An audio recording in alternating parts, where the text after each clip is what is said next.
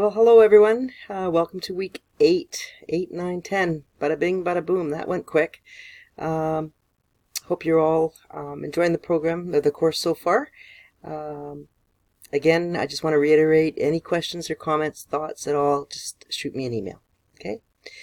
So last week, week 7, we were to be looking at conflict resolution. And first of all, I apologize. It was a crazy weekend and then a crazy week to follow, so it took me quite a while to get to all of your papers and submissions and just actually now I realized I didn't post anything on conflict resolution. So I have put up a slide presentation under week 7.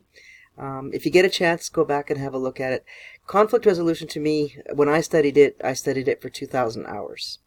So what I'm saying is to cover it in a week is a bit of a stretch. So like I said, I've created a PowerPoint to kind of give you an overview of what conflict resolution is. When I studied it, it was a course.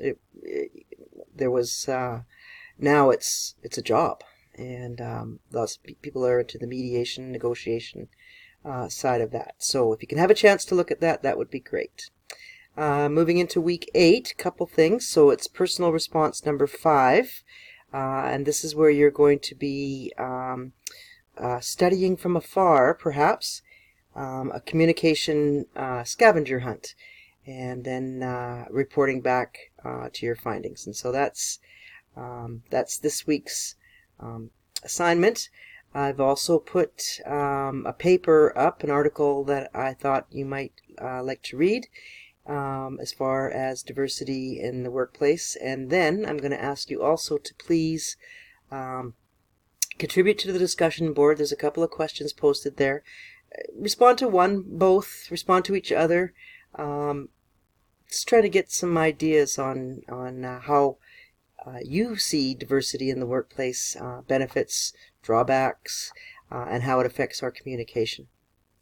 I think that's it for the week.